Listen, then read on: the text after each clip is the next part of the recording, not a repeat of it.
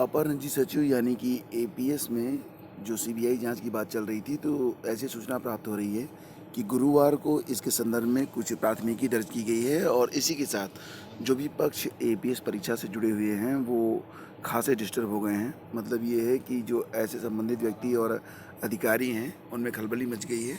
आपको बता दें, यहाँ पर लंबे समय से ये बात चल रही थी कि एपीएस में यानी कि अपर निजी सचिव की जो भर्ती हुई थी, तो उस भर्ती में बहुत सारे अधिकारी ऐसे थे जिन्होंने अपने सगे संबंधियों को इसका लाभ पहुंचाया था और इसके बारे में सीबीआई जांच की बात की जा रही थी। हालांकि आपको पता होगा कि जनवरी 2018 से ही लोकसेवा आयोग की विभिन्न भर्तियां जो हैं वो जांच के दायरे में हैं और एपीएस का परिणाम जब जारी हुआ था तो उसके बाद भी ये सूचना निकल के सामने आई थी कि इसमें जो भी लोग सेलेक्ट हुए हैं वो आयोग में जो अधिकारी हैं मतलब उन्हीं लोगों को ये लाभ पहुंचाया गया है।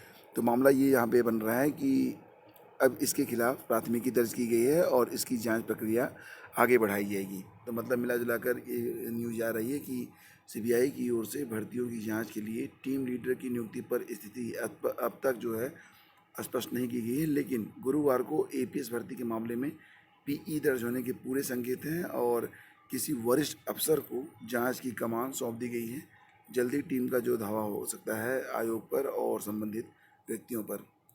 और फ्रेंड्स, इसी के साथ बात करेंगे यहाँ पर हम अंतर्जा शिक्षक भर्ती के बारे में। तो हालांकि आज भी इसकी सुनवाई आगे चलेगी, लेकिन फिर भी यहाँ पर स्पष्ट रूप से एक बात कही जा सकती है कि प्राथमिक विद्यालयों में सहायक शिक्षकों के 69,000 पदों पर भर्ती परीक्षा के मामले में सुनवाई अंतिम दौर में है और बृहस्पतिवार को पक्षकारों को सुनने के बाद न्यायमूर्ति राजेश सिंह चौहान की एकल पीठ ने अगली सुनवाई वो शुक्रवार दोपहर बाद 3 बजे तय की है। अब मामले में जल्द फैसला आने की उम्मीद लोग जता रहे हैं। राज्य सरकार द्वारा परीक्षा के एक दिन बाद अर्था अंक यानी कि कट ऑफ तय करने के विरोध में दाखिल की गई कई याचिकाओं पर हाई कोर्ट की लखनऊ खंडपीठ में सुनवाई चल रही है।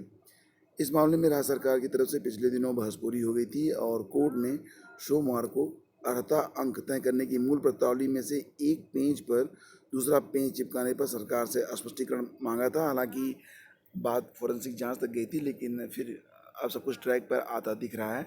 आज 3 बजे से इसकी सुनवाई आगे बढ़ेगी और ऐसी उम्मीद जताई जा रही है कि इसी सप्ताह ये सुनवाई कंप्लीट हो सकती है और इस पर जो आर्डर होगा वो रिजर्व हो सकता है।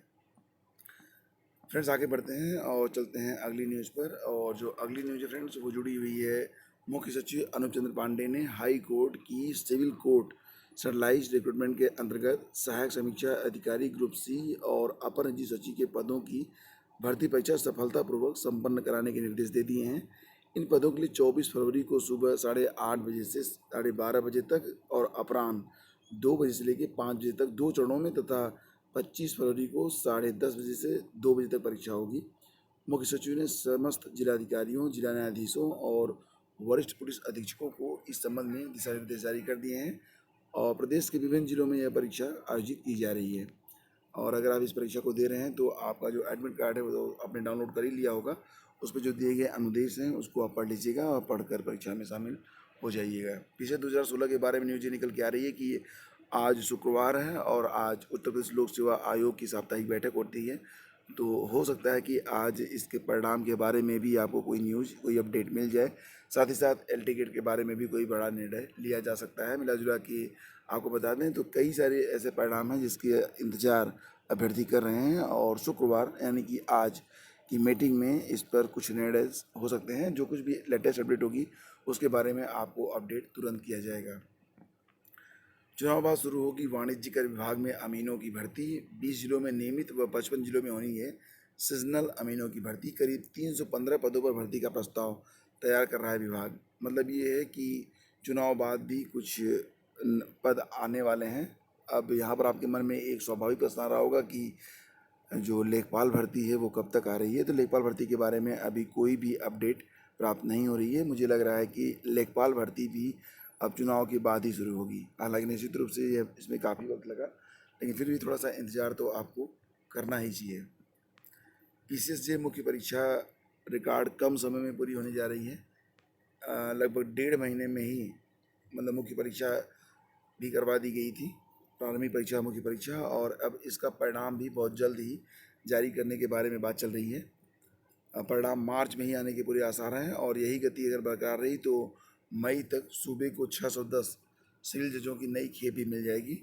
जजों का चयन शीघ्र करने के इलाहाबाद हाईकोर्ट की मंशा पूरी करने को तमाम परीक्षाएं टाली जा सकती हैं और सिविल जजों की कमी पूरा करने के लिए जिस तरह से रिक्त पदों की संख्या में एक बार की इजाफा हुआ और यूपीपीएससी ने पूर्व निर्धारित परीक्षाएं स्थगित करते हुए कदम आगे बढ़ाया था, उसे हाई कोर्ट की मंशा पूरी होती दिख रही है। मतलब ये कि इस समय प्राथमिकी पर पीसीएसजे मुख्य परीक्षा का परिणाम ही है जो कि अगले माह मार्च में जारी हो सकता है। फ्रेंड्स, अब यहाँ पर बात करते हैं टीजीटी जीव विज्ञान के बारे में, टीजीटी 2016 जीव विज्ञान के बारे में। और यहाँ पर अशासकीय माध्यमिक कॉलेजों में प्रधानाचार्य, प्रवक्ता और स्नातक शिक्षकों का चयन करने वाली परीक्षा संस्था माध्यमिक शिक्षा सेवा चयन बोर्ड ने निर्णय खुद किया और उसका जिम्मा यूपी बोर्ड पर डाल दिया। हालांकि यूपी बोर्ड की ओर से भी ये कहा गया कि ये जो विषय निरस्त किए गए हैं वो विषय निरस्त न किए जाएं, और क्योंकि ये जो विषय हैं पूरी तरह से निरस्त नहीं हैं, इनको अन्य विषयों में समाहित कर दिया गया है, इसलिए परीक्षा कराई है। लेकिन अभी तक इस पर शासन की ओर से कोई निर्णय नहीं आया है। असल में चयन बोर्ड यूपी बोर्ड सचिव के 9 जुलाई 2018 के उस पत्र का निरंतर हवाला दे रहा है जिसमें हाई स्कूल व इंटर के कुछ विषयों को हटाने का उल्लेख किया गया है। यह पत्र मिलने के बाद चयन बोर्ड ने 12 जुलाई 2018 को प्रवक्ता व स्नातक शिक्षक चयन 2016 के विज्ञापन से हाई स्कूल के 6 और इंटर के 2 विषयों का विज्ञापन निरस्त कर दिया था। तो पीजीटी के बारे में तो 2 विषयों का जो विज्ञापन निरस्त हुआ था उस पर तो बिल्कुल स्पष्ट हो गया कि उसकी परीक्षा नहीं होनी है। लेकिन टीजीटी 2016 जीव विज्ञान से संबंधित न्यूज़ ये निकल के आ रही है कि हो सकता है आगे चलकर इसमें कुछ लेटेस्ट अपडेट आपको प्राप्त हो जाए।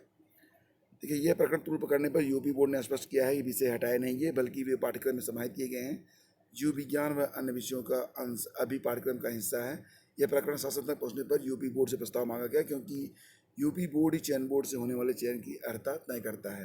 बोर्ड ने प्रस्ताव दिया कि निरस्त विषयों की परीक्षा कराई जाए और उस पर, हालांकि इसके बाद भी उस पर कोई निर्णय नहीं हो सका है। यह जरूर है कि चयन बोर्ड ने निरस्त विषयों के अभ्यर्थियों से दूसरे विषयों में ऑनलाइन आवेदन मांगे थे जिसमें गिने चुने अभ्यर्थियों ने ही आवेदन किया है। हालांकि अधिकांश अभ्यर्थी दूसरे विषय के लिए अर्ह ही नहीं थे।